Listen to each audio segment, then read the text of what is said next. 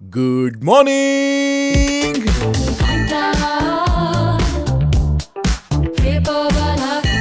नमस्कार, राम राम, सुप्रभात. पुन्हा एकदा एक नवीन दिवस, एक नवीन सकाळ. आजचा बुधवार तारीखाची 17 सप्टेंबर 2025. त्यासोबतच प्रसाद इकडे आलेला आहे पेपरवाला घंटा घेऊन.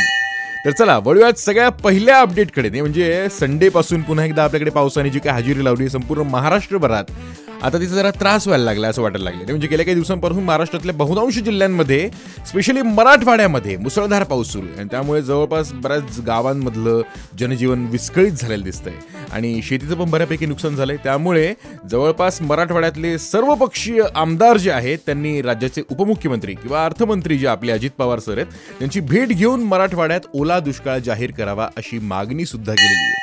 नाही म्हणजे पावसाने सगळीकडेच धुमाकूळ घातलेला आहे, त्याच्यामुळे त्रास बराचसा होतोय. मला सगळ्यांना एकच विनंती करायची, या बदलत्या वातावरणात तब्येतीची काळजी घेणं तितकंच महत्त्वाचं आहे आणि त्रास थोडाफार जरी वाटला तर लगेच डॉक्टरांची भेट घ्यायची. ऐकत रहा माय FM. चलो अच्छा सुनते हैं. गुड मॉर्निंग, सुप्रभात.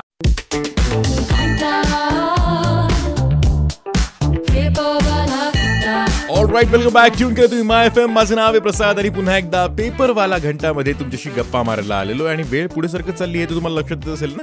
त्यामुळे पटापट ऑफिसची तयारी सुरू करा. बट त्यासोबत तुम्हाला पुढची अपडेट सुद्धा सांगतोय. म्हणजे महाराष्ट्र बाईक टॅक्सी नियम 2025 अंतर्गत आता इलेक्ट्रिक बाईक टॅक्सी सेवा चालवण्याला परवानगी मिळाली. म्हणजे याच्याबद्दल जर डिटेल सांगायचं म्हटलं तर राज्य परिवहन प्राधिकरणानं 3 मोठ्या कंपन्यांना 30 दिवसांचा परवानगी देण्यात आलेली आहे, ज्यामध्ये मुंबई महानगर क्षेत्रासाठी हा परवाना देण्यात आलेला आहे आणि काही दिवसांनंतर अंतिम परवान्यासाठी त्यांना अर्ज करणं बंधनकारक असणार आहे.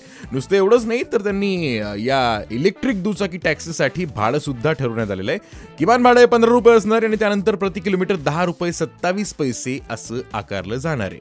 सध्या ही सेवा जी काय आहे मुंबई महानगर क्षेत्रासाठीच अलाउ करण्यात आलेली आहे. लवकरच जर ही इम्प्लिमेंट प्रॉपर झाली आणि या सगळ्यांची गोष्ट जर नीट झाली तर आपल्याला स्वस्त आणि जो काही एकंदरीत ट्रान्सपोर्टेशनवर पडणारा भार आहे तो थोडाफार हलका होऊ शकतो, नाही का.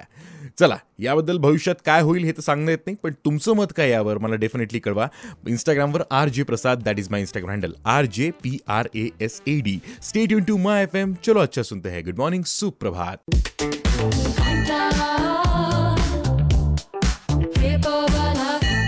ऑलराईट, गुड मॉर्निंग, सुप्रभात. तुम्ही ट्यून केलंय माय FM. माझं नाव आहे प्रसाद आणि घेऊन आलोय पेपरवाला घंटा. तर वळूयात पुढच्या अपडेटकडे.